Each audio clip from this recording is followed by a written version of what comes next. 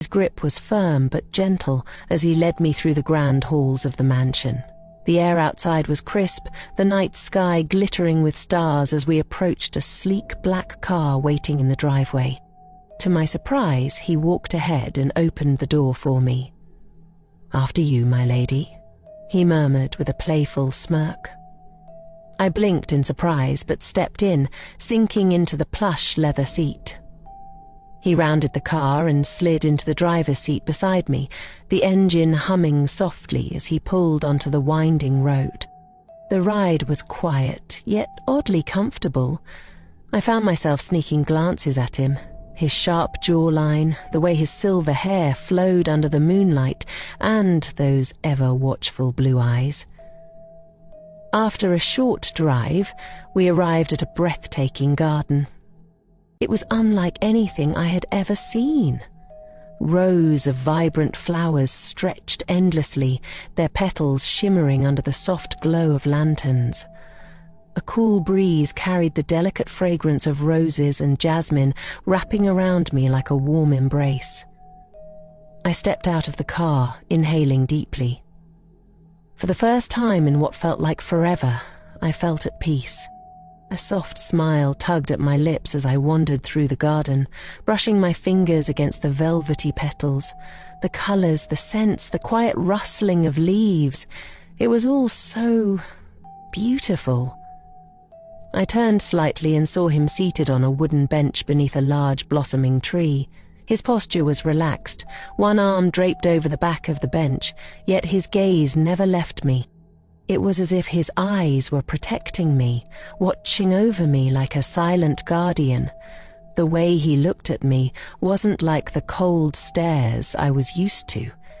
It wasn't cruel, nor was it demanding. It was something else entirely. For the first time in a long time, I felt safe. But just then, something happened. Someone grabbed my arm roughly from behind, yanking me backward. My heart pounded as I spun around, my breath hitching. Even though it was still early in the evening, the garden was nearly empty. A sudden wave of confusion washed over me. Who here would even know me? I turned nervously, only to come face to face with Krista. Her dark eyes burned with fury as she glared at me. "What are you doing here, huh?" she snapped, her voice dripping with venom. Krista had never once treated me like a human being, let Amelia a sister. Every moment in our parents' house had been a reminder of how much she despised me. Whenever it was her turn to give me food, she would soak it in water or overload it with pepper, filling my cup with dirty water just to watch me suffer. And now she was standing before me, her hatred as strong as ever. "Why are you just standing there staring at me, huh?" she sneered. "I see how money-hungry you've become, leaving your dog husband at home." I stiffened, my hands clenched into fists at my sides. All my life I had been trained to stay silent. No matter how much they hurt me, I was never allowed to talk back. But not this time.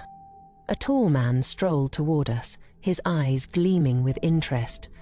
"Is this the slave sister you told me about?" he asked, smirking. "Yes, honey," Krista cooed, wrapping her arm around his. Pathetic, isn't it? A worthless gold digger who couldn't even stand the sight of her animal husband.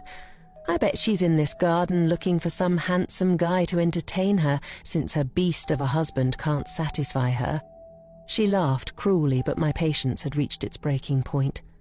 "I can tolerate every vile thing you say about me," I said, my voice steady, "but do not bring my husband into this.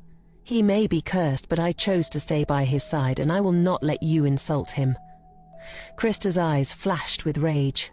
"How dare you talk back to me?" she hissed, raising her hand to slap me. I braced myself for the impact, my body tensing as I prepared for the familiar sting of pain, but it never came. Just as Krista's hand was about to strike Amelia's cheek, a large manly palm caught her wrist mid-air, twisting it slightly. A sharp gasp of pain escaped Krista's lips as she turned to see who had dared to stop her. Standing tall beside them was a handsome man with piercing blue eyes. Zach, Amelia's husband. Krista's face twisted in pain as Zach's grip tightened slightly around her wrist. Her arrogance wavered for a brief moment as she looked up at him, tall, imposing, and undeniably powerful. His blue eyes glowing